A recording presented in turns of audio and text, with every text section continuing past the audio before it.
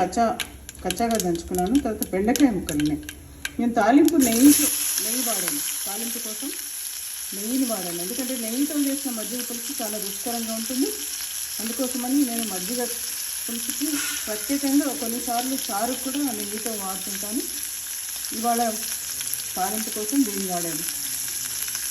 ఈ రెండు వేసిన తర్వాత కొంచెం వేగాలి. కొంచెం బెండకాయ ఎరుపు రంగులోకి వచ్చినట్టయితే ముక్క బాగుంటుంది. నేను మీకు మిగిలిన ప్రొసీజర్ చూపిస్తాను. నేను ఇక్కడ ఇంకొక దాంట్లో పెరుగుని తీసుకున్నాను, దాంతోపాటు శనగపిండిని తీసుకున్నాను. ఈ మజ్జిగ కవ్వంతో కనుక గట్టిగా ఇట్లా చిలికినట్టయితే రెండు మిక్స్ అయి చూడండి, కొద్దిగా మీదకి వచ్చాయి.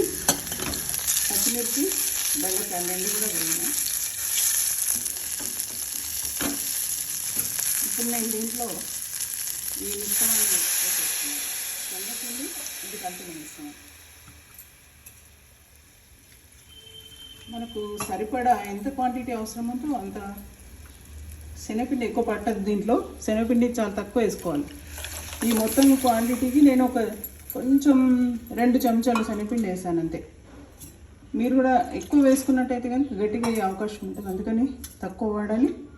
ఇది చాలా రుచికరంగా ఉంటుంది. దీన్ని దోసకాయతో చేసుకోవచ్చు, అలాగే బెండకాయతో చేసుకోవచ్చు, తెల్ల గుమ్మడికాయ బూడిద గుమ్మడికాయ అంటారు, దాంతో చేసుకోవచ్చు.